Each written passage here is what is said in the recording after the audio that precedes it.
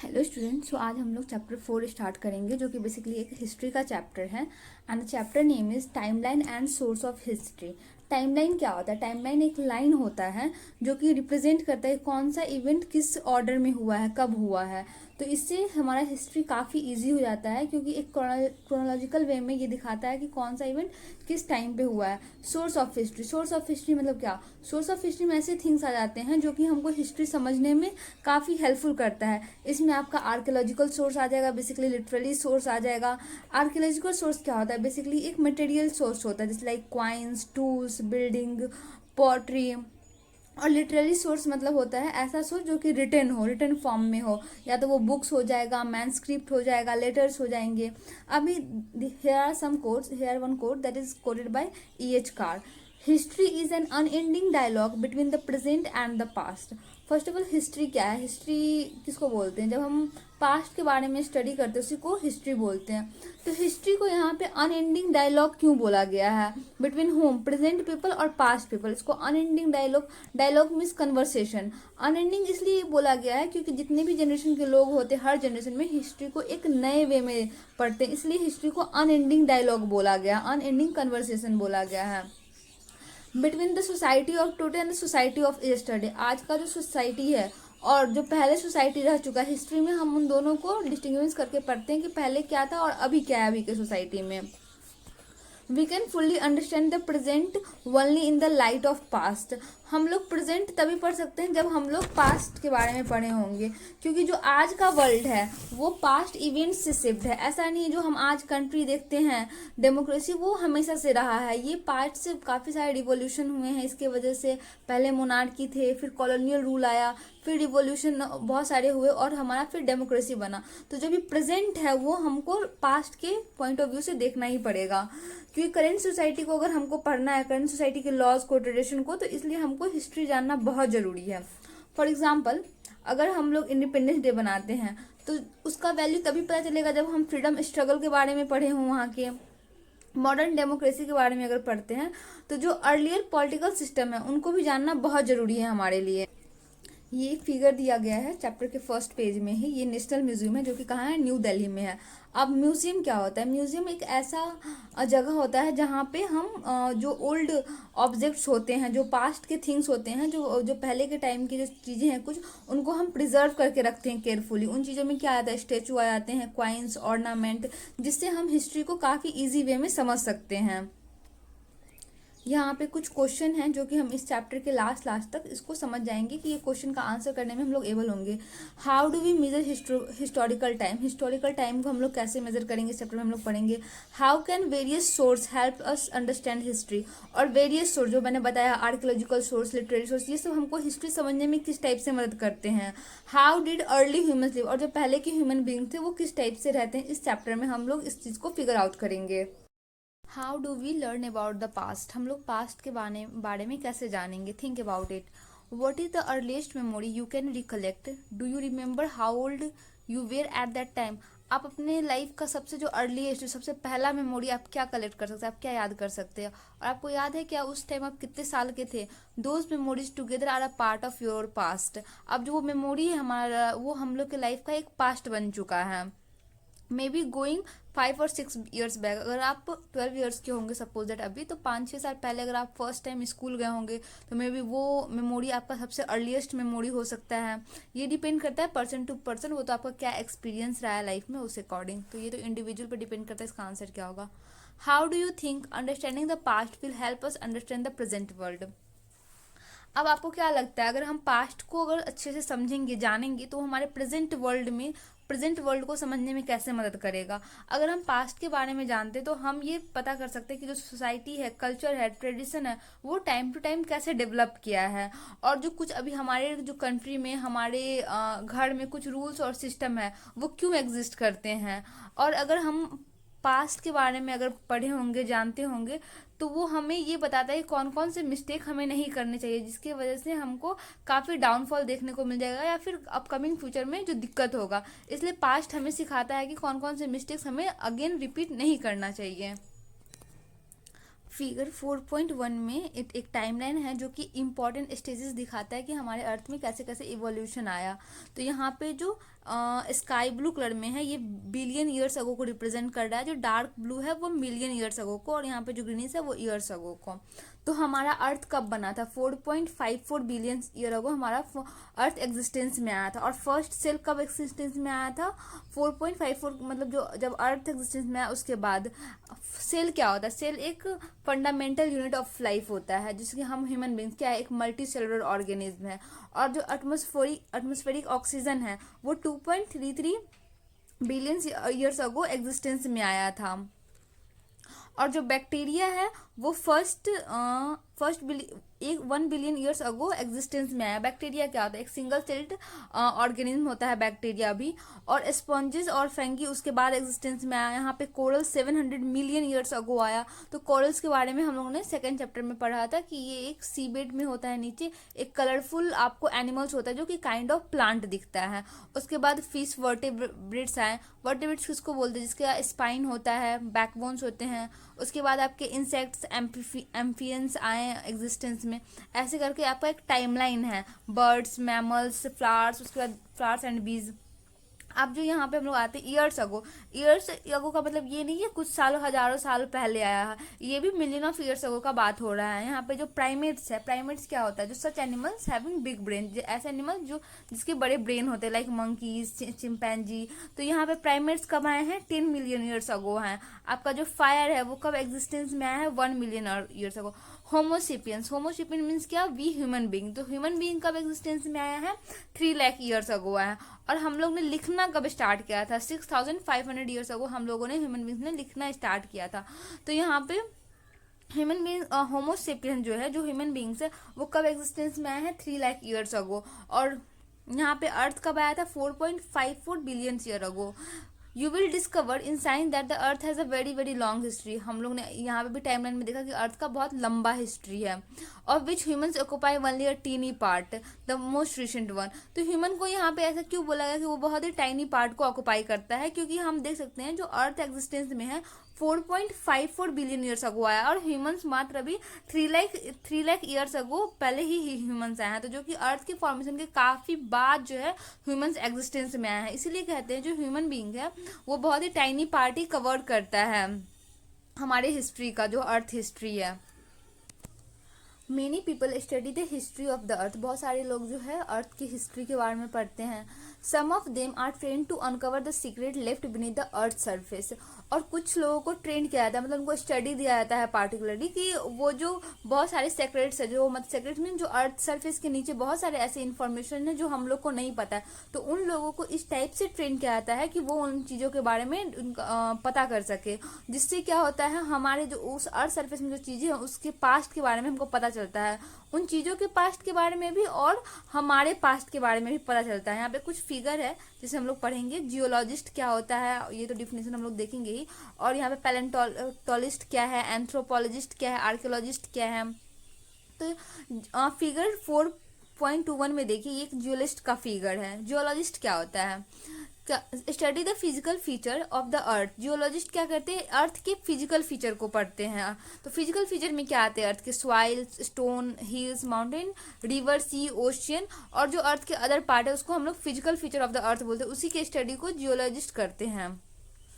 पैलेंटोलिस्ट, अब 4.22 में देखिए पैलेंटोलिस्ट का फिगर है। पैलेंटोलिस्ट पर जो रिमेन्स होते हैं प्लांट के, एनिमल के, ह्यूमन के, जो कि मिलियन ऑफ ईयर्स अगो जो है फॉसिल में जो जब चेंज हो जाते हैं तो उसी को पैलेंटोलिस्ट पढ़ते हैं। अब यहाँ पे फॉसिल्स क्या होता है? नाम तो सुना ही होगा आप लोगों ने। जब मिलियन ऑफ ईयर्स अगो जो प्लांट और एनिमल्स और ह्यूमन बीइंग का जो डेड बॉडी रहता है वो क्या होता है, किसी सी बेड के अंदर या अर्थ सरफेस के अंदर क्या होता है, कांटेक्ट इंटैक्ट हो जाता है या फिर वो स्टक हो जाता है कहीं पे, और उनको एक सफिशिएंट या फिर एक बोल सकते हैं पार्टिकुलर काइंड का टेम्परेचर और प्रेशर मिलता है जिससे वो फॉसिल्स में चेंज हो जाते हैं। तो पैलेंटोलिस्ट उन्हीं का फॉसिल्स का स्टडी करता है, उसका जो डेड रिमेन्स रहता है उसी के बारे में स्टडी करते हैं। एंथ्रोपोलॉजिस्ट क्या होता है? यहाँ पे एक लड़की है वो एंथ्रोपोलॉजिस्ट है। Study the human society, anthropologist क्या करते हैं, ह्यूमन सोसाइटी के बारे में पढ़ते हैं, कल्चर के बारे में पढ़ते हैं, oldest time to the present, इनकी कल्चर क्या है, ओल्डेस्ट टाइम, पहले के टाइम में क्या कल्चर थे और अभी के टाइम में क्या कल्चर है, एंथ्रोपोलॉजिस्ट उस सब के बारे में स्टडी करता है। आर्कियोलॉजिस्ट, अब यहाँ फिगर 4.24 में आपको एक आर्कियोलॉजिस्ट का फिगर है तो पढ़ेंगे। Archaeologist study the past by digging up remains that people, plant and animals left behind such as tools, pots, beads, figurines, toys, bones and teeth of animals and humans, burnt grains, part of houses, bricks, among others। Simple way में archaeologist क्या करते हैं, खुदाई करते हैं, उसमें से उनको जो प्लांट का, एनिमल का, पीपल का रिमेन बचता है, उसके बाद उससे वो पढ़ते हैं डिगिंग अप करके। उसमें आपको हाउसेस का कुछ पार्ट भी मिल सकता है, ब्रिक्स भी मिल सकता है। लाइक इंडस वैली सिविलाइजेशन के बारे में हम लोग कैसे जाने, क्योंकि उसके जो वहाँ के हाउसेस के बारे, वहाँ के जो हाउसेस थे और ब्रिक्स थे वो अंदर दब गए थे, तो उन्हीं को हम लोग खुदाई करके निकालते हैं और उन पर स्टडी करते हैं, उन्हीं को हम लोग आर्कियोलॉजिस्ट बोलते हैं। How is time measured in history, अब हिस्ट्री में हम लोग टाइम को कैसे मेजर्ड करते हैं। Each society and culture has had its own ways of measuring time, हर एक सोसाइटी का और कल्चर का एक अपना तरीका होता है टाइम मेजर का। Measure events such as the birth of an important person और the start of a ruler design have often marked at the beginning of new era। कुछ मेजर इवेंट्स होते हैं, जैसे कुछ इम्पॉर्टेंट जो रूलर्स हो गए हैं, जो शासक हो गए, उनका इम्पॉर्टेंट बर्थ को भी एक इवेंट कंसिडर किया जाता है। और जो कोई रूलर, कोई डिज़ाइन स्टार्ट होता है, लाइक मुगल एरा स्टार्ट हुआ, एक बिगनिंग ऑफ न्यू एरा, मतलब एक न्यू टाइम पीरियड, उसको एक डिफरेंट काइंड का पीरियड जब टाइम में स्टार्ट होता है उसको हम लोग एरा बोलते हैं। काइंड ऑफ जैसे लाइक मुगल एरा में काइंड ऑफ अलग पीरियड था, उसके बाद ब्रिटिश एरा आया, तो वो एक डिस्टिंक्ट टाइम पीरियड है टाइम का। At present the Gregorian calendar is commonly used world wide, अभी के टाइम में क्या है, Gregorian calendar world wise use होता है। Side by side Hindu, Muslim, Jewish, Chinese and other calendar are also use for calculating the date of festival and other auspicious day. Gregorian calendar जो है वो वर्ल्ड वाइड यूज होता ही है, but side by side, like हमारे हिंदू घर में भी हम लोग पंचांग यूज करते हैं, वैसे मुस्लिम, जूइश, चाइनीज भी अपना कैलेंडर यूज करते हैं, ताकि वो जो फेस्टिवल का डेट हुआ या फिर कुछ ऑस्पिशियस इवेंट्स जो होते हैं हमारे, उनको कैलकुलेट करने के लिए। Now what is Gregorian calendar, Gregorian calendar क्या होता है, ये जो कैलेंडर है अभी वर्ल्ड वाइड यूज किया जाता है। It has 12 months adding up to 365 days, इसमें 12 मंथ्स होते हैं, 365 डेज होते हैं। And a leap year every 4 years, और एक हर 4 साल बाद एक लीप ईयर होता है। हाउएवर इसमें सेंचुरी ईयर्स भी होते हैं, लाइक जो 1800 हो गया, 1900, 2000, ये सबको सेंचुरी ईयर्स बोलते हैं। और इनमें भी लीप ईयर्स तब होगा जब ये 400 का से डिवाइड हो जाएगा, ये 400 का मल्टीपल होगा। 400 का मल्टीपल क्या मतलब, ये 400 से डिवाइड होने चाहिए, तभी इसको हम लोग क्या बोलेंगे, लीप ईयर बोलेंगे। फॉर एग्जांपल ये 3 है, इसमें से ओनली जो 2000 है वही 400 से डिवाइड होगा, तो यहाँ पे बस 2000 ही जो क्या है एक लीप ईयर्स है। In the West, the conventional year for Jesus Christ's birth has generally been taken to be the starting point for the calendar। जो वेस्ट की कंट्रीज है वहाँ पे जो कैलेंडर्स होते हैं उनके स्टार्टिंग पॉइंट क्या लेते हैं, जीसस क्राइस्ट का बर्थ लेते हैं, एक कन्वेंशनल ईयर उन्होंने कंसिडर किया है। लाइक ये स्टार्टिंग जो पॉइंट है कैलेंडर का, वो जीसस क्राइस्ट का बर्थ ईयर है, ठीक है। Years counted forward from this point and use to be marked with AD, जो भी ईयर्स जो काउंटेड होंगे, जो जीसस का बर्थ जो टाइम है, जो बर्थ ईयर, उसके फॉरवर्ड जो भी काउंटेड किए जाएंगे उनको हम एडी बोलते हैं, ठीक है, जिनको हम एनो डोमिनो बोलते हैं। बट इसको अभी हम लोग क्या बोलते हैं, अभी के टाइम में कॉमन एरा, जिसको सी से डिनोट करते हैं, but now this is called common era और see across the world. For example, 1947, the year India gained independence, can be written as 1947 AD, sometimes AD 1947 और 1947 E। लाइक हमारा जो country India है वो इंडिपेंडेंस का हुआ था 1947 ईयर में हुआ था, बट जब हम इसको लिखेंगे तो कैसे लिखेंगे, 1947 CE लिखेंगे, ठीक है, या फिर AD लिखेंगे, क्योंकि ये जीसस क्राइस्ट के 1947 साल बाद, मतलब हमारा जो कंट्री आज़ाद हुआ था, तो इसको हम लोग 1947 CE लिखते हैं, ठीक है। अब similarly the years before the conventional date for the birth of Jesus are counted backward and use to be marked with BC और बिफोर क्राइस्ट। अब इसको BC और BCE भी बोलते हैं। जो अब जो ईयर जो हम लोग लेंगे, जो जीसस क्राइस्ट के बर्थ के पहले है उसको हम लोग जब बैकवर्ड मूव करेंगे, जीसस क्राइस्ट के बर्थ से पहले, उनको हम लोग BCE से डिनोट करेंगे, बिफोर कॉमन एरा, या फिर BC से। अभी के टाइम में बिफोर कॉमन एरा BCE से हम लोग डिनोट करते हैं। लाइक पहले के टाइम में AD यूज होता था CE के जगह पे, और अभी के टाइम में BCE यूज होता है BC के जगह पे, ठीक है। यहाँ पे BC का मतलब क्या हुआ, बिफोर कॉमन एरा, और CE का मतलब क्या हुआ, कॉमन एरा, ठीक है। लाइक हम लोग बोलेंगे 1947 में हमारा कंट्री आज़ाद हुआ, इंडिपेंडेंस हुआ, तो उसको हम लोग क्या लिखेंगे, 1947 CE लिखेंगे। और यहाँ पे जब गौतम बुद्ध का डेट ऑफ बर्थ कब है, तो 560 BC is an approximate year of birth of Gautam Buddha, जिसको हम लोग यहाँ पे ऐसे रिप्रेजेंट करेंगे 560 BCE। Okay, so let's explore में हम लोग को 3 पॉइंट देखना है, जिसको हम लोग को बहुत ही केयरफुली देखना है, ठीक है। बहुत अच्छे से हम लोग इसको समझेंगे थोड़े आराम से। Such calculations are simple but there is a catch. In the Gregorian calendar there is no year zero, ठीक है। यहाँ पे एक कैच है इसमें कि ग्रिगोरियन कैलेंडर जो हमारा होता है, जो हिस्टोरिकल टाइमलाइन होता है, उसमें 0 ईयर नहीं होता है, जबकि हम लोग का जो मैथमेटिकल टाइमलाइन होता है उसमें हम लोग 0 देते हैं, ठीक है। Draw simple timeline making every year from 2 BCE to CE, you will see that because of the absence of year 0 only 3 years have passed between this 2 dates, ठीक है। अभी हम लोग ध्यान से देखेंगे, ये आप यहाँ पे जो रेड कलर है आप बस उसको फोकस करिएगा, आप येलो वाले पार्ट को मत देखिएगा। यहाँ पे हमको अगर एक नॉर्मल मैथमेटिक नंबर लाइन है -2 -1 0 1 2, ठीक है।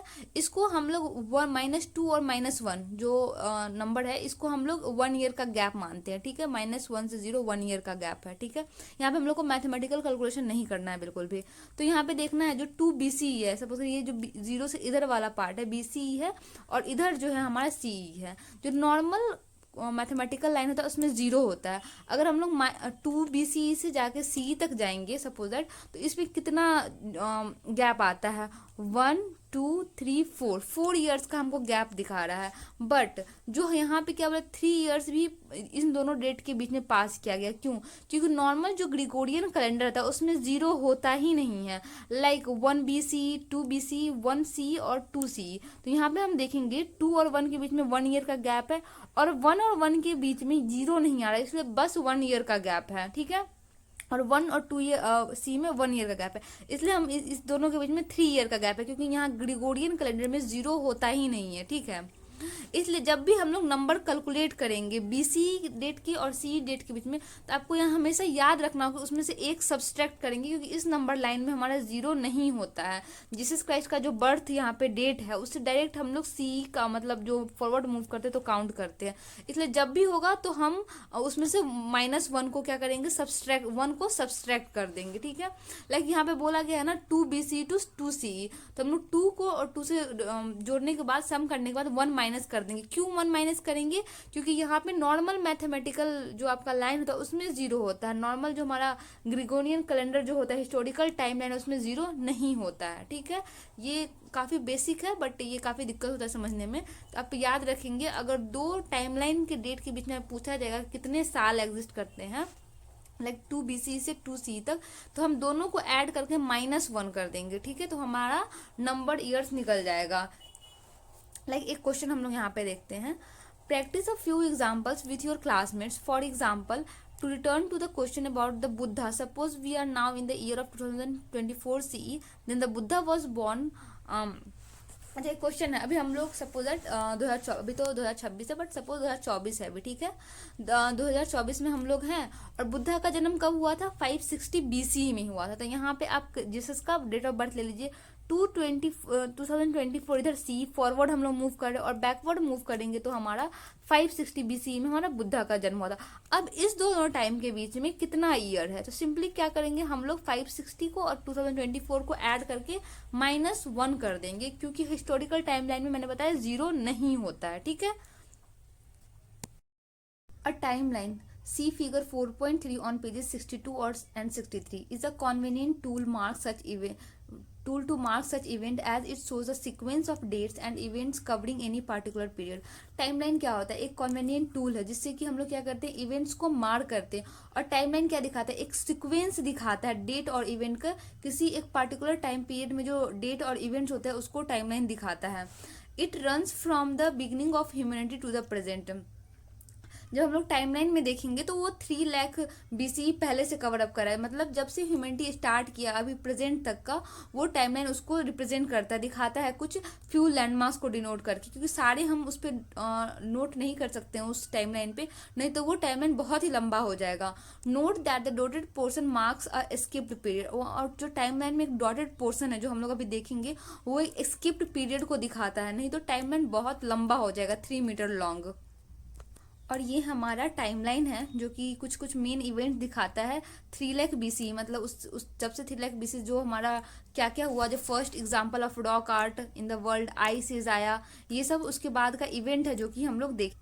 अब यहाँ पे देखेंगे बर्थ ऑफ जीसस, ये जो जीसस का बर्थ है ये मेन टाइमलाइन का जो पॉइंट है जहाँ से स्टार्ट होता है ग्रिगोरियन कैलेंडर में 1 CE यहीं से स्टार्ट होता है, और इसके बैक जब हम जाएंगे तो BCE में टाइम स्टार्ट हो जाएगा। और हम लोग अभी कौन से ईयर में, तो 2026 में है, यहाँ पे हम लोग कुछ है। उससे पहले जो बर्थ ऑफ जीसस है उससे पहले क्या है, उससे पहले अशोका का टाइम पीरियड था, काल था, उसके पहले जो है बुद्धा का जन्म हुआ, ऐसे हम लोग देख सकते हैं। 2000 BCE के पहले हमारा 3000 समथिंग BCE में हमारा क्या इंडस सरस्वती सिविलाइजेशन आया, और यहाँ पे 12,000 BCE के बाद जो हमारा है end of last ice age, जो आइस एज का था वो एंडिंग स्टार्ट हो गया था। और जो यहाँ पे first settlement and beginning of agriculture कब हुआ था, 8000 BCE के बाद हुआ था। तो ये टाइमलाइन से हम इजिली देख सकते हैं कब किसका कौन सा इवेंट हमारे पास्ट में हुआ था, when the event happened in which year, इस टाइप से हम इसको देख सकते हैं। A timeline also helps in understanding the order in which the historical events take place. अब टाइमलाइन में तो हम लोग ने देखना एक सीक्वेंस में दिया हुआ है पहले से लेके अब तक, तो वो क्या करता है हमको एक ऑर्डर में समझाता है कि कौन सा हिस्टोरिकल इवेंट्स कब हुआ था। ऐसा नहीं है कि टाइमलाइन में हमको जब मन करेगा जहाँ डिनोट कर देंगे, वो एक सीक्वेंस में है कि जीसस क्राइस्ट का बर्थ हुआ उसके बाद हम CE में कंसिडर करेंगे, उससे पहले BC में, तो वो एक सीक्वेंस में हिस्टोरिकल इवेंट्स को दिखा रहा है। For example even without looking at dates you can see that the birth of Buddha occurs before that of Jesus. अच्छा, आप यहाँ पे जीसस का बर्थ हुआ था, ठीक है, इस ईयर में, बट हम अगर बिना टाइमलाइन को देखें, हम जब अगर हम इसके बैकवर्ड जाएंगे, इसका मतलब जो जीसस क्राइस्ट का जब बर्थ हुआ था उससे पहले ही गौतम बुद्धा का बर्थ हुआ था। तो जब भी हम बैकवर्ड जाएंगे इसका मतलब वो जीसस क्राइस्ट के बर्थ से पहले हुआ था, और अगर हम फॉरवर्ड मूव करेंगे तो जीसस क्राइस्ट के बाद वो इवेंट हुआ था। हम ये इजिली बता सकते हैं बिना टाइमलाइन को देखे हुए। Don't miss out. Along with a year and a decade, we often use other terms to understand longer duration of time. अच्छा, डिकेड को हम लोग डिकेड मीन्स क्या होता है, पीरियड ऑफ 10 ईयर्स होता है। अब जो लंबा लंबा जो टाइम पीरियड होता है उसके लिए भी हम लोग कुछ वर्ड्स यहाँ पे पढ़ेंगे, सेंचुरी बेसिकली और मिलेनियम के बारे में। सेंचुरी क्या होता है, century it is a period of 100 years. 100 years के पीरियड को हम लोग क्या बोलते हैं, सेंचुरी बोलते हैं। इवन क्रिकेट में भी हम लोग जब 100 रन बन जाता है तो बोलते हैं century. In history, specific centuries are counted every 100 years, starting from the 1 CE. 1 CE कब, जब जीसस का बर्थ हुआ था उसके बाद 1 CE, तो 1 CE से लेके जब हम लोग 100 CE तक करेंगे तो इसका मतलब 1 सेंचुरी कंप्लीट हो गया, इसको हम लोग फर्स्ट सेंचुरी बोलेंगे, ठीक है। वैसे ही जो अभी हम लोग करेंटली कहाँ पे है, 2026 में, मतलब ये इसके 2001 से 2100 के बीच में लाई करेगा, 2026, 25, 27 जो भी है, तो हम लोग इसका मतलब 21st सेंचुरी में है। अगर 1801 CE से अगर हम लोग 1900 CE में है, मतलब तो इसको हम लोग क्या बोलेंगे, 19th सेंचुरी बोलेंगे। क्या बोलेंगे, 19th सेंचुरी बोलेंगे। अगर 18th सेंचुरी का हम लोग बात करेंगे तो 1701 से 1800 तक को हम लोग क्या बोलेंगे, 18th सेंचुरी बोलेंगे। The centuries BCE are calculated beginning from the year 1 BCE and keep going back in time. अब जो ये BCE का सेंचुरी है तो हम लोग कब से काउंट करते हैं, जब से जीसस क्राइस्ट का बर्थ हुआ उसके पहले से जो है 1 BCE से स्टार्ट हो जाता है, 1 BCE 2 BCE, ठीक है, ऐसे ही स्टार्ट हो जाता है। तो 1 BCE कब होगा, जब 1 सेंचुरी BCE कब होगा, जब 1 BCE से 100 BCE तक हम लोग जाएंगे, ठीक है। तो अभी अगर 3rd सेंचुरी BCE बोलेंगे इसका मतलब क्या है, 300 BCE से 201 BCE तक। वैसे अगर 16th सेंचुरी BCE बोलेंगे इसका मतलब क्या है, 1600 BCE से 1501 BCE। अगर यहीं पे CE रहता तो इसका जस्ट अपोजिट हो जाता है, ठीक है। मिलेनियम क्या होता है, 1000 का जो ईयर्स का जो पीरियड होता है, 1000 साल का जो पीरियड होता है उसको हम लोग क्या बोलते हैं, मिलेनियम बोलते हैं। In history specific centuries are counted every 1000 years from the year 1 CE। जो स्पेसिफिक सेंचुरीज है, मतलब 1 CE से लेकर 1000 CE तक जो काउंट होता है, उनको हम लोग 1 मिलेनियम बोलते हैं, ठीक है। We are currently in the third millennium. अभी हम लोग किस मिलेनियम में? थर्ड मिलेनियम में है, क्योंकि जितने भी ईयर आएंगे 2001 से लेकर 3000 CE तक, उन वो सारे थर्ड मिलेनियम में आएंगे। तो अभी हम लोग कितने? 2026 में, ठीक है। तो हम लोग थर्ड मिलेनियम में, क्योंकि 2026 किस में लाई करता है? 2001 से 3000 CE के बीच में ही लाई करेगा, तो हम लोग थर्ड मिलेनियम में हैं। As with centuries, millenniums BC are also calculated beginning from 1 BCE to and go backwards। जैसे हम लोगों ने सेंचुरीज में देखा था, वैसे ही जब मिलेनियम BC का बात आएगा तो हम लोग 1 BC से काउंट करेंगे और बैकवर्ड की तरफ जाएंगे 1000 ईयर तक, तब हमारा 1 मिलेनियम कंप्लीट होगा। लाइक 1 बिलियनियम BC कितने साल को इंक्लूड करेगा? 1000 BC टू 1 BC। तो 1 मिलियन BC मतलब 1000 BC टू 1 BC। यहाँ पे बोला गया कि 1 BC से जो 1000 BC में जितना साल होगा उसको 1 बिलियनियम का काउंट करेंगे हम लोग। In the timeline given on page 62 and 63, can you mark beginning of the 8th बिलियनियम BC? Note, हम लोग को जो 62 पेज नंबर में है उसमें हम लोग को 8th बिलियनियम BC को मार्क करना है। और यहाँ पे बोला गया है कि इंग्लिश में जो मिलेनियम का जो प्लूरल होता है, मिलेनियम्स होता है और मिलेनिया होता है, दोनों ही करेक्ट है। अब 8th मिलेनियम BC का मतलब क्या हुआ? 8000 BC टू 7001 BC। तो अभी हम लोग मैप पेज में देखेंगे, तो इस टाइमलाइन में हम लोग देखेंगे 8th मिलेनियम कौन सा BC आएगा? 8000 BC टू 7001 BC। तो हमारा ये first settlement and beginning of agriculture कुछ 8th मिलेनियम में हुआ था। Let's explore, create a timeline stretching from 1900 CE to the current year. हम लोग को एक टाइमलाइन बनाना है जिसमें 1900 CE से लेके अभी करंट ईयर कितना 2026 तक है, जो कि 2000 का बाद का जो पीरियड 2026 यहाँ पे हम लोग डिनोट कर सकते हैं। Place the date of birth of your grand parents. अब इस टाइमलाइन पे हम लोग को अपने ग्रैंड पेरेंट्स का डेट ऑफ बर्थ लोकेट करना है, और पेरेंट्स का या सिबलिंग का और खुद का भी। Also mark the years that the 20th century CE begins with and ends with. अच्छा, तो हम लोग का जो आप अभी जिस क्लास में 6th क्लास में, उस अकॉर्डिंग आपका डेट ऑफ बर्थ कब होगा? 2015-16 के राउंड, तो आपका डेट ऑफ बर्थ यहाँ पे हम लोग लोकेट करेंगे। अब पेरेंट्स का बात है, तो सपोज दैट कि मदर का जो डेट ऑफ बर्थ है वो 90s में हुआ है, 1990s में, और फादर का हमारा 1985 के अकॉर्डिंग हो, तो फादर को हम लोग यहाँ पे लोकेट करेंगे। इसी अकॉर्डिंग आप अपने ग्रैंड पेरेंट्स का 1960 में इस टाइप से आप लोकेट कर सकते हैं। जब भी आपके सिबलिंग्स का हुआ है तो ये आपके ऊपर है, आप अपने अकॉर्डिंग लोकेट कर सकते हैं। और ये टाइमलाइन हमको किस चीज़ में हेल्प कर रहा है? ये एक ऑर्डर में जो इवेंट होता है उसको इजिली लोकेट करने में, एक पर्टिकुलर ऑर्डर में हमको ये टाइमलाइन हेल्प करता है, ठीक है। Don't miss out. Do you know how calendars have been traditionally made in India? आपको पता है जो कैलेंडर जो हम लोग इंडिया में यूज़ करते हैं ट्रेडिशनली वे में, जो पहले के टाइम के अकॉर्डिंग कैसे बना जाता है? Many Indian calendars rely on the position of the sun and moon. बहुत सारे जो इंडियन कैलेंडर्स है वो किस चीज़ पर डिपेंड करते हैं? सन और मून, मतलब सूर्य और चंद्रमा का क्या पोजीशन होगा, उस अकॉर्डिंग हम लोग जो है मंथ डिफाइन करते हैं उस साल का। अब पंचांग, जो कि हम लोग हिंदू घर में मोस्टली यूज किया जाता है। अब पंचांग is a book of table which list the days of each month along with the related astronomical data. एक पंचांग क्या होता है? एक बुक टाइप का होता है, ठीक है। उसमें क्या होता है? हर एक मंथ का जो डेज मेंशन होता है, आप लोग के घर में भी पंचांग इजिली देखने को मिल जाएगा। हर मंथ का अपना एक डे, जो 30 डेज होता है वो मेंशन होता है। अब जैसे कि हम लोग ग्रेगोरियन कैलेंडर में जनवरी फरवरी यूज़ करते हैं, पंचांग में जैसे कि लाइक जो हिंदी वाला यूज़ होता है, जैसे कि सावन, माढ़, मास, आषाढ़, ये सब टाइप का मंथ का नेम होता है, ठीक है। तो वो एस्ट्रोनॉमिकल डाटा के बेसिस पे बना हुआ होता है। For instance, it precisely predicts events like solar और lunar eclipse। जैसे कि ये जो हमारा पंचांग होता है वो पहले प्रिडिक्ट करता है कि कब सूर्य ग्रहण, चंद्र ग्रहण, ये सब उसमें मेंशन रहता है, जो क्या टाइम है सनराइज का, सनसेट का, सूर्योदय कब होगा, ये सब। और पंचांग को जो है वाइडली यूज किया जाता है इंडिया में। और ये जो पंचांग है वो वेदर प्रोडिक्शन भी दे सकता है आपको कि कब कब कौन से मंथ में का जो ईयर है उसमें आपका किस टाइप का वेदर रहेगा। और फेस्टिवल का डेट, टाइमिंग, जैसे कि हम लोग छठ, दीपावली उसी पंचांग के अकॉर्डिंग हम लोग सेलिब्रेट करते हैं। What are the source of history? अब हिस्ट्री के बारे में जानने के लिए हम लोग कौन कौन सा सोर्स यूज कर सकते हैं यहाँ पे जानेंगे। a place, a person, text, or an object from which we gather information about the some past or event or period.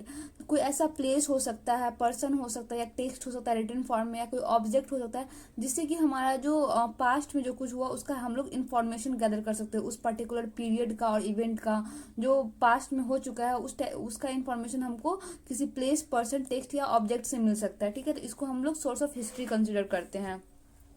Let's explore. Can you collect information about at least 3 generation of your family on your mother and father side? अब आप लोग को 3 generation जो आपके mother और father side के हैं उसके बारे में कुछ इन्फॉर्मेशन आप लोग को कलेक्ट करना है।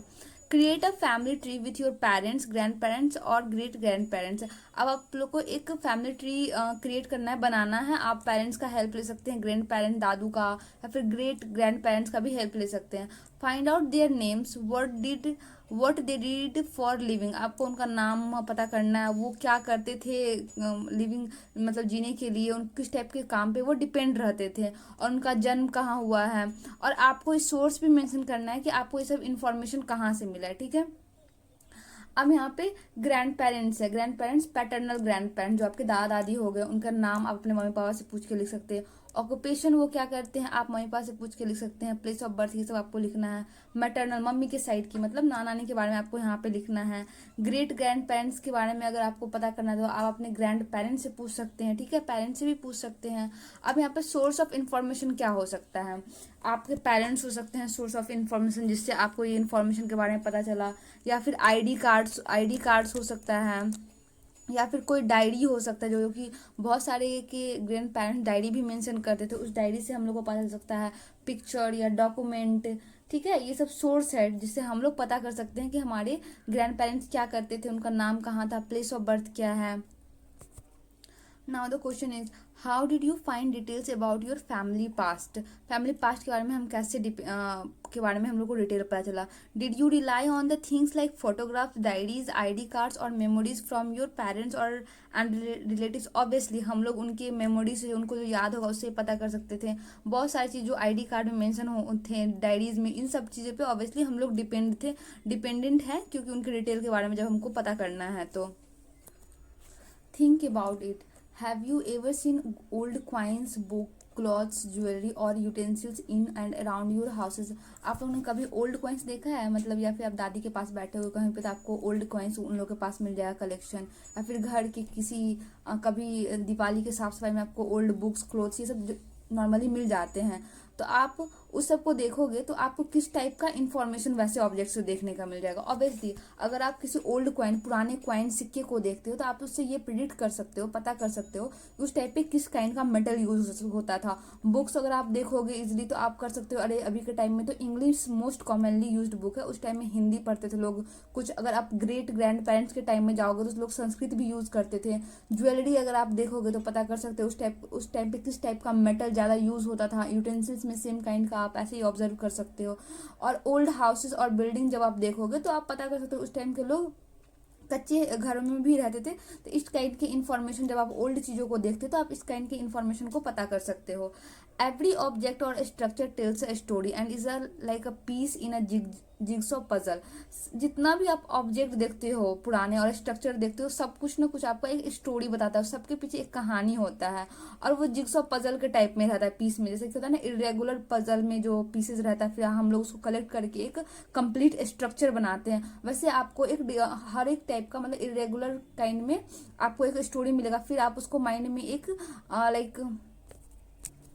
आपको काइंड ऑफ इरेगुलर वे में आपको चीज़ें पता चलेगी और आप उसको एक फिक्स टाइप में आप उसको एक स्टोरी बना सकते हो। अच्छा ऐसा ऐसा था, पूरे कंप्लीट आपके माइंडसेट पे डिपेंड करता है।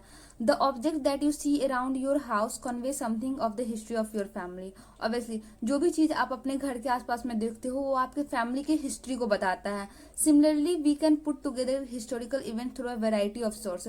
इसी तरह जितने भी हिस्टोरिकल इवेंट्स थे हम लोग वेराइटी ऑफ सोर्स मतलब बहुत सारे सोर्स से हेल्प कर लेके एक हिस्टोरिकल इवेंट्स बना सकते हैं, साथ में रख सकते हैं। But keep in mind that in case of history quite a few pieces of the puzzle may remain missing.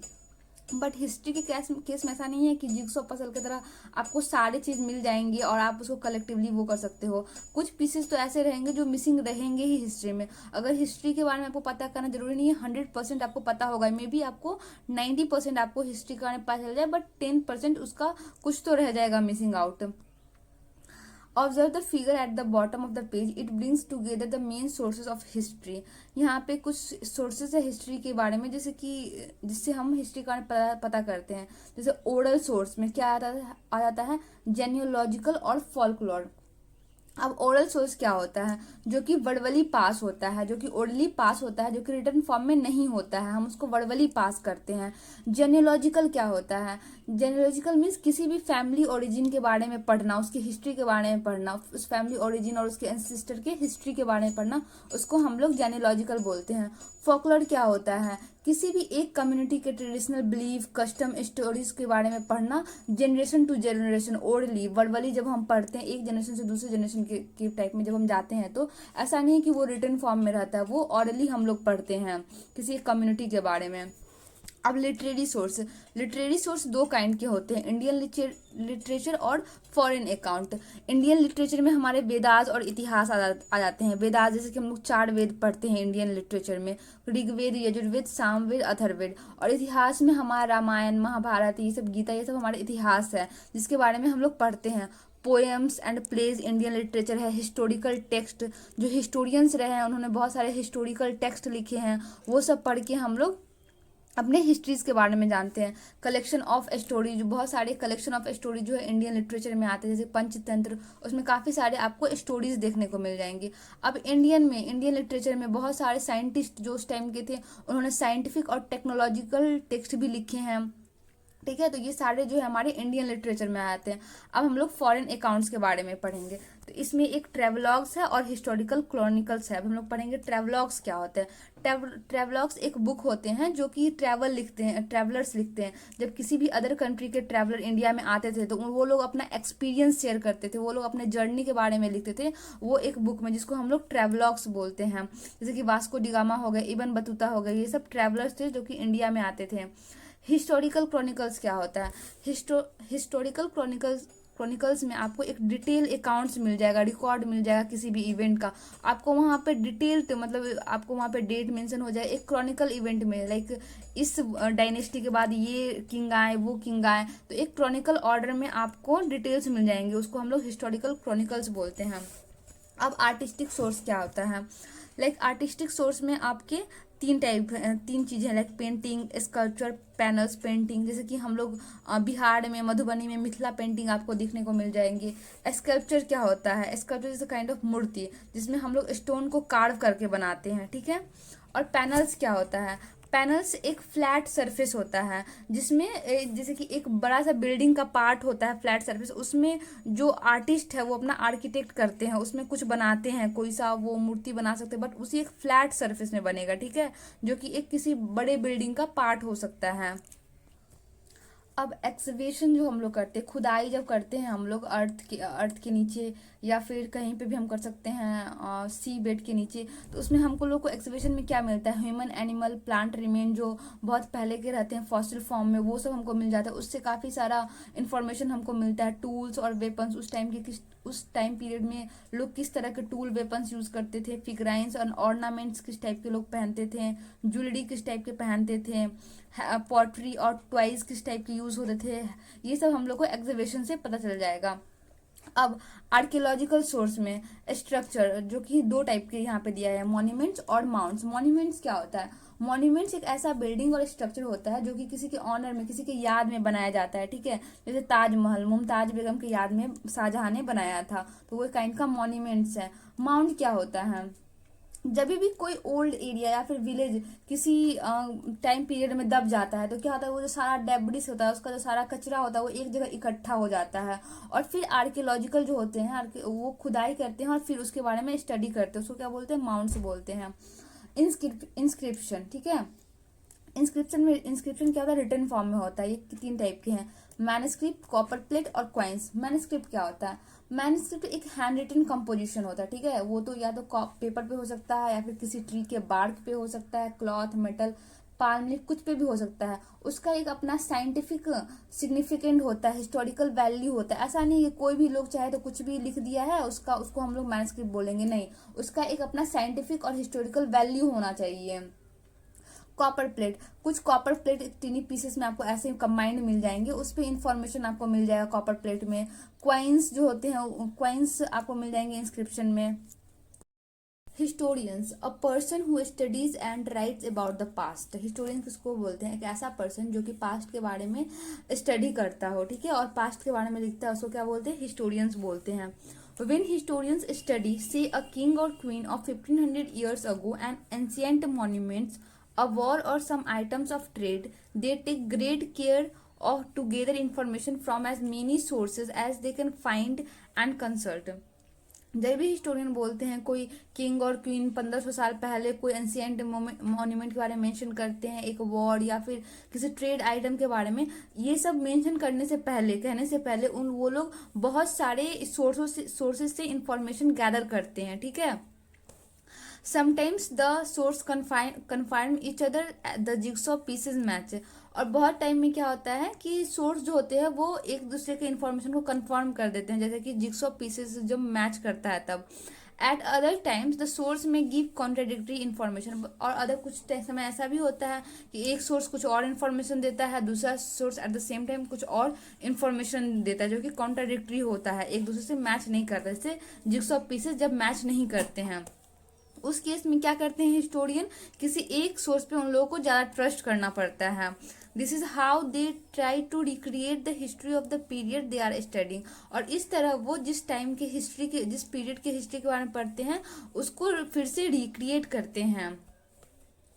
Who contribute to all the source of history. अब जो ये सोर्सेस है हिस्ट्री का, जिससे हमको पता चलता है हिस्ट्री का, इसमें किसका योगदान रहता है? ऑब्वियसली हिस्टोरियंस का रहता है, बट उसमें आपको आर्कियोलॉजिस्ट भी आ जाएंगे, इपिग्राफिस्ट किसको बोलते हैं हम लोग ने पढ़ा था पहले, जो कि एंशिएंट इंस्क्रिप्शन के बारे में पढ़ते हैं। एंथ्रोपोलॉजिस्ट जो कि ह्यूमन सोसाइटी और उसके कल्चर के बारे में स्टडी करते हैं, और जो लिटरेचर और लैंग्वेज में एक्सपर्ट होते हैं, एंड कुछ और लोग भी इसमें हेल्प करते हैं। In addition, in the last 50 years or so, scientific studies have been contributing more and more to reconstruction of the past. But recent 50 years में ये देखा गया है जो साइंटिफिक स्टडीज है वो जो पास्ट को रिकंस्ट्रक्ट करने में, पास्ट के बारे में जानने में बहुत ज़्यादा ही कंट्रीब्यूट कर रहे हैं, बहुत ज़्यादा ही हेल्पफुल कर रहे हैं, योगदान अपना दे रहे हैं। फॉर एग्जाम्पल, अगर एंशिएंट क्लाइमेट, पहले के क्लाइमेट कैसे होते थे, इसके बारे में कौन हमको, साइंटिफिक जो साइंटिस्ट होंगे वही ऑब्वियसली बता सकते हैं। केमिकल स्टडीज के बारे में, chemical studies of excavated material. अब जो हम लोग मटेरियल खुदाई करके निकालते हैं उसके उस मटेरियल का जो केमिकल स्ट्रक्चर क्या है उसके बारे में केमिकल स्टडीज कौन करेंगे? जो साइंटिस्ट होंगे ऑब्वियसली वही करेंगे। And studies of the genetics of the ancient people have provided fresh insight. अब जो एंशिएंट पीपल के जेनेटिक्स है उसके बारे में भी साइंटिस्ट पढ़ाई करते हैं, स्टडी करते हैं, और वो फ्रेश इंसाइट देते हैं, मतलब एक न्यू ओरिजिनल इन्फॉर्मेशन देते हैं जो कि पहले अननोटिस था, पहले पता नहीं था। Which supplement the more usual source. और जो नॉर्मली जो हमारे पास जो सोर्स थे उसमें और सप्लीमेंट और इन्फॉर्मेशन जो है इंक्रीज कर देता है। अब हम लोग पढ़ेंगे जेनेटिक्स क्या होता है। जेनेटिक्स एक बायोलॉजी का ब्रांच है जिसमें हम लोग क्या पढ़ते हैं कि प्लांट्स, एनिमल्स और ह्यूमंस के सर्टेन फीचर और कैरेक्टरिस्टिक के बारे में पढ़ते हैं, जो कि एक जनरेशन से दूसरे जनरेशन कैसे जाता है, वो फीचर और कैरेक्टरिस्टिक इस बारे में हम लोग पढ़ते हैं, उसे क्या बोलते हैं? जेनेटिक्स बोलते हैं। And when historians study recent history, usually means the last 2 or 3 century, another source is newspaper। और जब हिस्टोरियन रिसेंट हिस्ट्री के बारे में पढ़ते हैं, मतलब 200-300 साल पुराना जब हिस्ट्री उनको पढ़ना पड़ता है, तो एक मेजर सोर्स न्यूज़पेपर भी होता है। और अगर लास्ट डिकेड में 20 साल 30 साल पहले का अगर हमको इन्फॉर्मेशन चाहिए तो उसके लिए इलेक्ट्रॉनिक मीडिया भी एक मेजर और वाइटल रोल प्ले करता है, लाइक टेलीविजन हो गया, इंटरनेट हो गया, ठीक है, इन सब का भी वो लोग हेल्प लेते हैं। Let's explore. There are few images of different sources of history on the next page. Next page में हम लोग देखेंगे कि हिस्ट्री के कुछ डिफरेंट सोर्सेज है, उसका कुछ इमेज है, ठीक है। Who and what do you think the object show? अब इसमें इस फिगर में कौन है और ये ऑब्जेक्ट हम लोग को क्या दिखाता है? Write down in the boxes. इस इमेज के जस्ट आफ्टर हम लोग को उस बॉक्सेस में इंफॉर्मेशन लिखना है जो कि हम उस ऑब्जेक्ट से पता करते हैं। अब हम लोग फर्स्ट फिगर देखेंगे, जो भी देखेंगे आपको यहाँ पे अपने बुक्स में या कॉपी में लिख लेना है, ठीक है। ये क्या है, एक लाइकली कोई रूलर है, ठीक है, जो कि अपने थ्रोन पे बैठा हुआ है और ये क्रॉस लेग करके बैठा हुआ है और ये कुछ वीणा आपको इस टाइप से दिख रहा है जो कि बजा रहा है। तो ये क्या दिखा रहा है, ये अपना एक इंफॉर्मेशन दे रहा है कि इनको आर्ट में इंटरेस्ट है, ठीक है। तो ये जो पर्सन यहाँ पे बैठे हुए लाइकली क्या, या रूलर हो सकते हैं या फिर किसी रीजन के किंग हो सकते हैं। अब इस सेकेंड फिगर में देखो, यहाँ पे एक कोई पर्सन बैठे हुए हैं और इनके पीछे सब यहाँ पे लोग हैं जो इनके लाइक सर्व कर रहे हैं। तो ये क्या रिप्रेजेंट कर रहा है, ये दिखा रहा है कि कोई ये विलेज, या तो ये रूलर हो सकते हैं या फिर किसी भी विलेज के हेड हो सकते हैं। अब इसी में आप सेकेंड फिगर में आइएगा तो यहाँ पे देखिए, यहाँ पे कुछ आपको नाव टाइप का लाइक बोट टाइप का दिखेगा यहाँ, और यहाँ पे लोग कुछ अपना शो कर रहे हैं। क्या दिखा रहे हैं, और नेवल स्किल शो कर रहे हैं। ये उनका आपका कल्चर, उनका या फिर कल्चर किस टाइप से है और वो किस टाइप से प्रैक्टिस करते हैं अपने नेवल स्किल को, कुछ इस टाइप से यहाँ पे रिप्रेजेंट कर रहे हैं। और ये क्या है, नेशनल एम्बलम ऑफ इंडिया, जो कि 1950 में लिया गया था। और ये क्या है, यहाँ पे 4 एशियाटिक लाइन्स है जो कि बैक टू बैक खड़े हैं। और ये क्या सिंबलाइज कर रहे हैं, पावर, करेज और कॉन्फिडेंस को सिंबलाइज कर रहे हैं। ये सब आप लोग अपने कॉपी में मेंशन कर सकते हो या फिर बुक में मेंशन कर सकते हो। The beginning of human history, जो ह्यूमन हिस्ट्री है उसका बिगिनिंग कहाँ से, शुरुआत कहाँ से हुआ है, right. Modern humans homo sapiens have walk to the planet for about 3 lakh years. जो मॉडर्न ह्यूमन बींग्स है, जिसको हम लोग होमोसेपियंस भी बोलते हैं, वो प्लैनेट पे कब आए, 3 लाख ईयर्स पहले आए, ठीक है। This appears to be very long time, ये बहुत लंबा समय लगता है 3 लाख ईयर्स, ठीक है। बट ये बहुत ही छोटा सा फ्रैक्शन है अर्थ हिस्ट्री का। क्यों, क्योंकि अर्थ हिस्ट्री कब स्टार्ट हुआ था, और उन्होंने पहले देखा है 4.54 बिलियन ईयर्स अगो पहले अर्थ एग्जिस्टेंस में आया, ठीक है। Let us have a quick look at our early history. अब हम लोग को एक छोटा सा क्विक लुक देखना है कि जो हमारा अर्ली हिस्ट्री, जो पहले के लोग थे, जो हमारा जो अर्ली हिस्ट्री रह चुका है, उसके बारे में हम लोग थोड़ा सा जानेंगे यहाँ पे, ठीक है। Let's explore in this the ever picture, look at some activities of early humans in a rock shelters. ये एक पिक्चर दिया गया है, ठीक है, अर्ली ह्यूमंस का, वो कुछ एक्टिविटीज कर रहे हैं रॉक शेल्टर में और केव में, ठीक है, जिसको हम लोग को ऑब्जर्व करना है। Which one can you recognize, give a brief description of each. अब इस फिगर को देख के आप लोग को रिकॉग्नाइज करना है कि इस फिगर में ये लोग क्या कर रहे हैं, राइट। तो यहाँ पे देखिए, यहाँ पे देखने से हम लोग कैसे कह दे सकते हैं कि जो अर्ली ह्यूमन थे वो कहाँ रहते थे, रॉक शेल्टर में या फिर मतलब केव्स में, गुफा में रहते थे, ठीक है। और यहाँ पे देख लो, ये लोग कुछ फायर से कर रहे हैं, मतलब उस टाइम तक फायर को वो लोग यूज करते थे, ठीक है। और यहाँ पे लोग कुछ मांस है, मतलब किसी जानवर का, जिसको ये लोग टीयर अप कर रहे हैं। और ये जो कपड़ा पहनते हैं वो किस चीज़ के पहनते हैं, जो जानवर के जो अपर स्किन होते हैं उसके उसके ये लोग कपड़ा बनाकर पहन रहे हैं, ठीक है। यहाँ पे कुछ बच्चे हैं आपस में खेल रहे हैं, और ये लोग एनिमल स्किन को यूज़ करते हैं पहनने में, और भी बहुत सारे काम है। और यहाँ पे देख सकते हैं, यहाँ पे लोग कुछ टूल्स बना रहे हैं, ठीक है, स्टोन एक्सेस, एरो हेड्स और कुछ अदर टूल्स जो है ये लोग बना रहे हैं, ठीक है। और यहाँ पे आप देख सकते हो, ये कुछ ऑर्नामेंट्स पहने हुए हैं जो कि सेल बीड से या फिर एनिमल टीथ से ये लोग कुछ ऑर्नामेंट्स बनाते हैं, बनाते थे। और यहाँ पे ये देख सकते हैं, ये जो पर्सन है यहाँ पे काइंड ऑफ हंटिंग कर रहा है, ठीक है। Early humans faced many challenges from nature and lived in bands or group to help each other. अब जो अर्ली ह्यूमंस थे उन्होंने बहुत सारे चैलेंजेस को फेस किया नेचर से, और वो लोग ग्रुप में रहते थे और एक दूसरे को हेल्प करते थे। लाइक अभी के जो ह्यूमन बींग्स हैं उनको काफ़ी सारा लाइक सुख सुविधा से परिपूर्ण है, हम लोग घर में ही रहते हैं तो सारा रिसोर्स हम लोग को मिल जाता है। बट पहले के टाइम ऐसा नहीं था, काफ़ी चैलेंजेस थे लोगों के पास।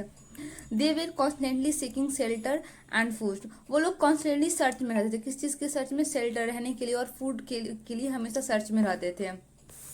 और उस टाइम के जो अर्ली ह्यूमंस थे वो ज़्यादातर क्या थे, हंटर्स थे और गैदरर्स थे, ठीक है। This means that they relied on hunting and collecting edible plants and fruits for their survival. इसका मतलब वो लोग सर्वाइवल के लिए किस चीज़ पर डिपेंड रहते थे, हंटिंग, मतलब जो जानवरों को मार कर खाना, ये सब पे हंटिंग पर डिपेंड रहते थे। और जो एडिबल प्लांट्स और फ्रूट्स थे फॉरेस्ट से, उसको कलेक्ट करते थे वो लोग, ठीक है। Our early ancestors also had certain beliefs about their natural elements, और हमारे जो पूर्वज रह चुके हैं उनका कुछ बिलीव था। नेचुरल एलिमेंट्स मीन्स क्या, एयर, वाटर, अर्थ, इन सबको लेके उनका कुछ बिलीव था। Possibly also some notion of after life, ठीक है। और कुछ उनका मान्यता था कि आफ्टर लाइफ मतलब मरने के बाद भी एक लाइफ स्टार्ट होता है, ठीक है। जैसे हम लोग अभी के टाइम, जब बचपन में हम लोग कहा करते थे कि अरे मर जाएंगे, फिर जैसा हम लोग कर्म करते हैं, फिर स्वर्ग नर्क काइंड का, फिर पड़िया, ये सब भूत, ये सब क्या होता है, आफ्टर लाइफ लोगों के बिलीव होते हैं, नोशंस होते हैं, ठीक।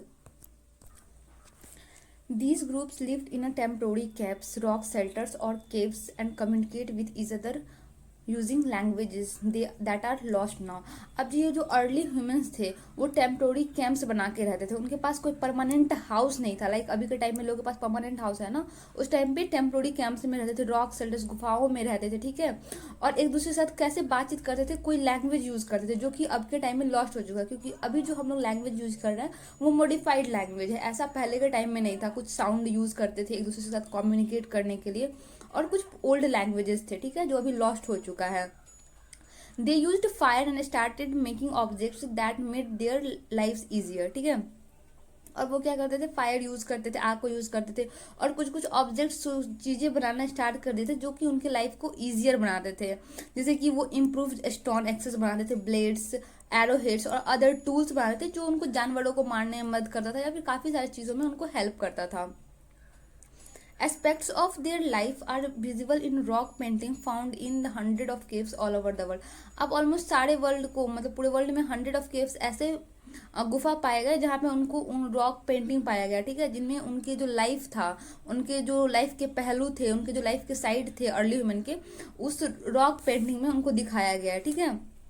सम of those painting depict simple figures. और कुछ पेंटिंग ऐसे है जो कि सिंपल फिगर डिपिक्ट शो करता है, कुछ सिंबल्स शो करता है, लेकिन जो अदर्स कुछ और भी पेंटिंग्स है ऐसे जो कि ज़्यादा मोर डिटेल्ड देता है, इंफॉर्मेशन देता है, रिप्रेजेंट सीन्स विथ एनिमल्स और humans.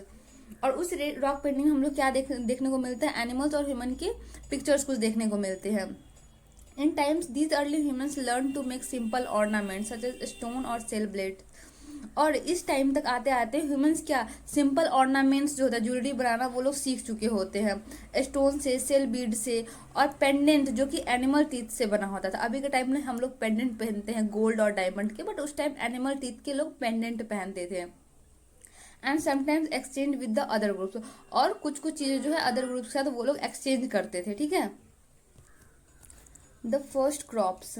Over long ages the earth climate has gone through many changes. एक लंबा समय में जो हम लोग देखें, एक लॉन्ग पीरियड ऑफ टाइम में अर्थ का जो क्लाइमेट है वो बहुत सारे चेंजेस से क्रॉस किया है, ठीक है।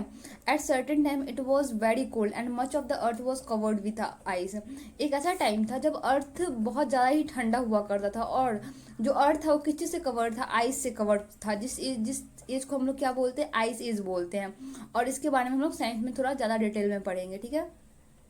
Later, when the climate warmed up, this ice partly melted। अब क्या हुआ, जो क्लाइमेट है अर्थ का वो थोड़ा गर्म होना स्टार्ट हुआ। गर्म हुआ तो ऑब्वियसली क्या होगा, जो आइस है अर्थ, जो आइस फॉर्म में था तो वो मेल्ट करना स्टार्ट हो गया, ठीक है। और मेल्ट करके वो रिवर के फॉर्म में एग्जिस्ट करने लगा, और फिर इवेंचुअली क्या हुआ, वो ओशियंस में जाके ड्रेन्ड हो गए, मिल गए। The last ice age lasted over 1 lakh years ago to around 12,000 years ago. और जो लास्ट आइसेज हम लोग बोलते हैं उसका टाइम पीरियड क्या है, अराउंड 1 लाख से 12,000 ईयर्स पहले का जो आइसेज रह चुका, उसके बाद आइसेज कम्प्लीटली खत्म हो गया। After words living condition improve for humans. उसके बाद से क्या है, जो ह्यूमंस के लिविंग कंडीशन है वो इम्प्रूव हो गया। In many parts of the world they start settling down and cultivating cereals and grains.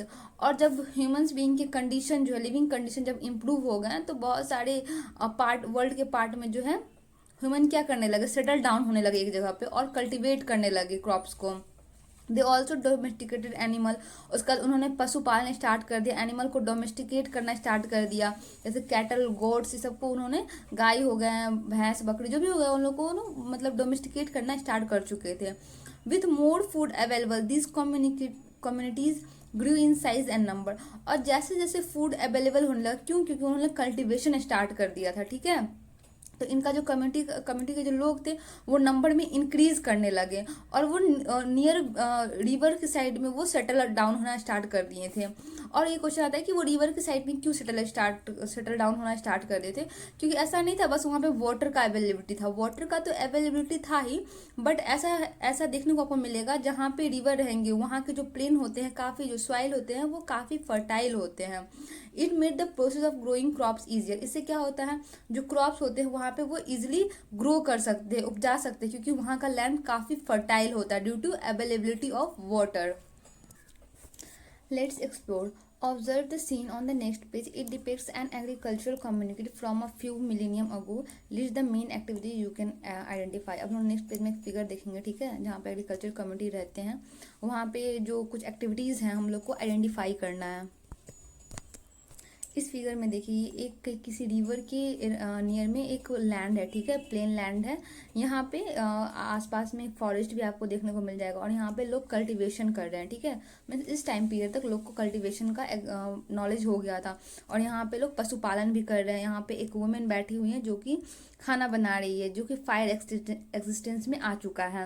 मतलब लोग जो है रॉ फूड नहीं खा रहे हैं, कुकड फूड खा रहे हैं, ठीक है। और यहाँ पे बच्चे हैं, खेल रहे हैं और यहाँ पे आपको एक वेल सेटलमेंट दिख जाएगा, एक विलेज का छोटा सा पार्क दिख जाएगा। इसका मतलब क्या दिखा रहा है यहाँ पे कि लोग इस टाइम पीरियड तक सेटल्ड हो चुके हैं और एक कल्टीवेशन पे डिपेंड करते हैं अपने फूड के लिए, ठीक है। Think about in both in earlier picture of a rock shelter and in this one men and women are given certain role. यहाँ पे देख सकते हैं कि मेन और वुमेन कुछ सर्टेन रोल्स करे। यहाँ पे एक लेडी थी, खाना बना रही थी और कुछ लोग हैं यहाँ पे पशुपालन कर रहे थे, खेती कर रहे थे। While they may appear to be natural, obviously ये एक नेचुरल है, बट ऐसा नहीं है कि ये एक्यूरेट है, एक फिक्स्ड है, ठीक है, सारे सिचुएशन में। For instance, in a rock shelter, women may have helped prepare colors for painting the rocks or may have done some of the painting. In both scenes, men may have done some of the cooking or may have helped take care of children. ठीक है, देखिए, और जो early societies होते थे वहाँ पे main और वुमेन क्या थे, लाइकली अपने टास्क को शेयर करते थे, ठीक है। तो ऐसा नहीं है कि वुमेन ही एक पार्टिकुलर काम करेगी, ठीक है। हम वहाँ पे जेंडर रूल्स नहीं इम्पोज कर सकते हैं। वुमेन भी पेंटिंग में, फार्मिंग में, फूड कलेक्ट करने में हेल्प कर सकती है, ठीक है। और मेन क्या, कुकिंग में हेल्प कर सकते हैं, चिल्ड्रन को देखभाल करने में, टेक केयर करने में हेल्प कर सकते हैं। तो ये जो वर्क का डिवीजन है वो फ्लेक्सिबल है। ये डिपेंड करता है कि उस टाइम पे नीड क्या था, स्किल क्या थे, लोगों के सिचुएशन क्या थे। ऐसा नहीं कि हम एक प्रॉपर जेंडर स्टीरियोटाइप का यहाँ पे एक मान्यता दे देंगे। पहली बात तो हम लोग के पास एक लिमिटेड इन्फॉर्मेशन है अर्ली ह्यूमन सोसाइटीज़ का, तो हम लोग एक स्ट्रिक्ट एजम्पशन नहीं बना सकते कि कौन क्या करता था। मेन ही प्रॉपर ये करते थे और वुमेन ही ये करते थे। आर्कियोलॉजिकल एविडेंस जो हमको मिलता है वो हमको पार्शियली क्लूज देता है। ऐसा नहीं है कि फुल्ली क्लूज है कि ऐसा ऐसा होता है। हम लोग के पास एक लिमिटेड इन्फॉर्मेशन है, तो इसलिए हम ऐसा बोल सकते हैं जो रोल्स है वो टाइम टू टाइम चेंज होता है, प्लेस टू प्लेस चेंज हो सकता है उस टाइम पे। As communities grew so did their social complexity. जैसे जैसे कम्युनिटी ग्रो किया उनका सोशल कॉम्प्लेक्सिविटी है, मतलब the way of they live, मतलब उनका जो लिविंग स्टैंडर्ड है वो भी कॉम्प्लेक्स होते गया। लीडर्स और चीफ्टेंस वे responsible for the wellbeing of the people. अब जो लीडर्स और चीफ्टेंस, वहाँ के जो मुख्य लोग थे, जो वहाँ के मुखिया जिसको बोल सकते हैं, वो लोग रिस्पॉन्सिबल हुए उन लोगों के वेलबींग के लिए, ठीक है। And every one collectively work toward the communities welfare. और जो सारे लोग हैं वो कलेक्टिवली वर्क करते थे, एक साथ काम करते थे ताकि कम्युनिटी का वेलफेयर हो सके, एक ओवरऑल डेवलपमेंट हो सके हेल्थ में, पर्सपेक्टिव में, और सारे लोग अच्छे से रहें। For example there was no sense of individual ownership, मतलब उस टाइम में कोई इंडिविजुअल ऑनरशिप नहीं था। लाइक अभी के टाइम में है ना, एक अपना घर है, ये अपना लैंड है, बट उस टाइम में कोई इंडिविजुअल ऑनरशिप नहीं होता था। जो लैंड था वो कलेक्टिवली सोड किया जाता था और हार्वेस्ट एक साथ किया जाता था, ठीक है। एक साथ लोग खेती करते थे वहाँ पे। As time went by hamlets grow into sizeable village. Hamlets क्या था, एक स्मॉल सेटलमेंट था और एक स्मॉल विलेज को हम लोग हैमलेट्स बोलेंगे। वो ग्री हो गया एक साइजेबल विलेज, एक बड़ा विलेज साइज में वो चेंज हो गया। That exchange goods mostly food, clothing and tools. और वो लोग गुड्स भी चेंज करते थे, उसमें ज़्यादातर फूड रहते थे, क्लोथ और टूल्स होते थे। Slowly network of communication and exchange were established. और धीरे धीरे क्या हुआ, एक जो कम्युनिकेशन का नेटवर्क था, जो आपस में लोग बातचीत करते थे, उसका भी नेटवर्क बढ़ने लगा और लोग आपस में चीज़ें एक्सचेंज करने लगे विलेजेस में। और बार्टर सिस्टम पहले टाइम में होता था ना, बार्टर सिस्टम, जो लोग एक पर्सन को दूसरे सामान देते थे और दूसरे पर्सन जो है फर्स्ट पर्सन को जो उनको रिक्वायर्ड रहता था वो सामान देते थे according to the age per the need of the person. New technologies appear, नए नए टेक्नोलॉजी आ गए हैं, जैसे फॉर एग्जांपल पॉटरी आ गए हैं for making pots and other clay objects and the use of metal, copper first, iron later, ठीक है। पॉटरी में लोग क्या पॉट्स बनाने लगे, मिट्टी के ऑब्जेक्ट्स बनाने लगे, क्ले के ऑब्जेक्ट्स बनाने लगे, और लोग मेटल यूज करना स्टार्ट कर दिए थे। फर्स्ट कॉपर यूज किया गया, देन लेटर आयरन को भी यूज किया गया, ठीक है, जो कि ड्यूरेबल टूल्स बनाने में हेल्प करते थे। Objects of daily use and ornament, daily use और ऑर्नामेंट्स की चीज को लोग मतलब लोग इस कॉपर मेटल से और आयरन से बनाना स्टार्ट कर दिए। We will see in chapter 6 how this stage prepared for the emergence of what is called civilization। अब हम लोग चैप्टर 6 में पढ़ेंगे कि ये जो स्टेज हम लोग देखे कैसे आइस एज था, फिर जो अर्ली पीपल रहना स्टार्ट किए, फिर लोग कैसे हैमलेट में रहना स्टार्ट किए, फिर एक विलेज में, देन टाउन में। तो ये एक सिविलाइजेशन का इमरजेंस कर लिया, मतलब एक सभ्यता इमर्ज हुआ इससे, वो हम लोग 6 चैप्टर में पढ़ेंगे। For now it is important to remember that early progress of humanity had to face many challenges। But अभी के लिए ये हम लोग को ये बहुत इंपॉर्टेंट है ये समझना कि जो अर्ली प्रोग्रेस हुआ है ह्यूमैनिटी का, वो बहुत सारे चैलेंजेस को फेस किया है। At some critical times humanity could have almost disappeared, बहुत सारे ऐसे क्रिटिकल टाइम आए जहाँ पे ह्यूमैनिटी ऑलमोस्ट डिसअपियर मतलब विलुप्त हो चुका होता। जैसे कि अभी कुछ स्पीसीज विलुप्त हो चुके हैं, डिसअपियर हो चुके हैं, like dinosaur. We will never know those early humans to whose courage and persistence we all are existence today. हम लोग ये में भी बहुत चीज़ नहीं भी जानते होंगे कि जो हमारे अर्ली एंसेस्टर थे और अर्ली ह्यूमन थे, उन्होंने कितनी करेज और परसिस्टेंस के साथ हमारे एग्जिस्टेंस को एक तरह से बोल सकते हैं अभी तक रखा है। मतलब नहीं तो हमारा एग्जिस्टेंस अभी तक रह ही नहीं पाता अगर उनका करेज और परसिस्टेंस नहीं देखते हम तो।